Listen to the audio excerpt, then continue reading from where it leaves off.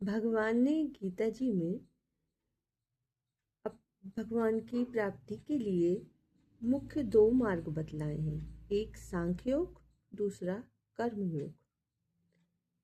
संपूर्ण पदार्थ मृग तृष्णा के जल की भांति अथवा स्वप्न की सृष्टि के सदृश मायामय होने से माया के कार्य रूप संपूर्ण गुण ही गुणों में बरतते हैं। ऐसे समझकर मन, इंद्रियों और शरीर द्वारा होने वाले संपूर्ण कर्मों में कर्तापन के अभिमान से रहित होना तथा सर्वव्यापी सच्चिदानंद घन परमात्मा के स्वरूप में एक ही भाव से नित्य स्थित रहते हुए एक सच्चिदानंद घन वासुदेव के सिवाय अन्य किसी के भी होने का भाव न रहना, यह तो सांख्य योग साधन है तथा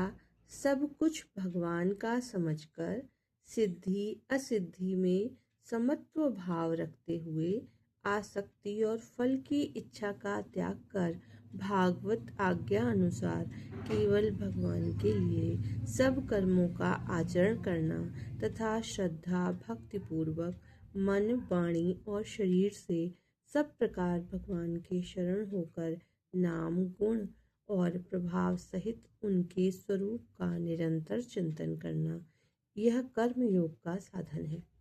उक्त दोनों साधनों का परिणाम एक होने के कारण वे वास्तव में अभिन्न माने गए हैं, परंतु साधन काल में अधिकारी भेद से दोनों का भेद होने के कारण दोनों मार्ग भिन्न भिन्न बतलाए गए हैं। इसलिए एक पुरुष दोनों मार्गों द्वारा एक काल में नहीं चल सकता। जैसे श्री गंगा जी पर जाने के लिए दो मार्ग होते हुए भी एक मनुष्य दोनों मार्गों पर एक काल में नहीं जा सकता। उक्त साधनों में कर्म योग का साधन संन्यास आश्रम में नहीं बन सकता, क्योंकि संन्यास आश्रम में कर्मों का स्वरूप से भी त्याग कहा गया है, और सांख्य योग का साधन सभी आश्रमों में बन सकता है। यदि कहो कि सांख्य योग को भगवान ने संन्यास के नाम से कहा है, इसलिए उसका संन्यास आश्रम में ही अधिकार है,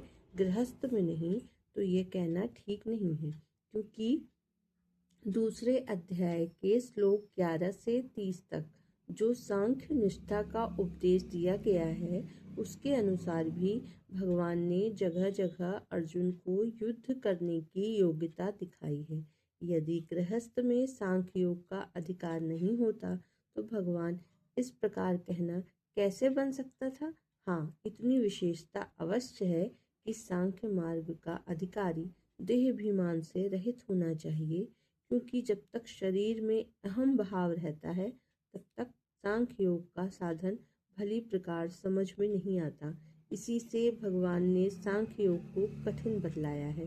तथा साधन में सुगम होने के कारण अर्जुन के प्रति जगह जगह कहा है कि तू निरंतर मेरा चिंतन करता हुआ कर्म योग का आचरण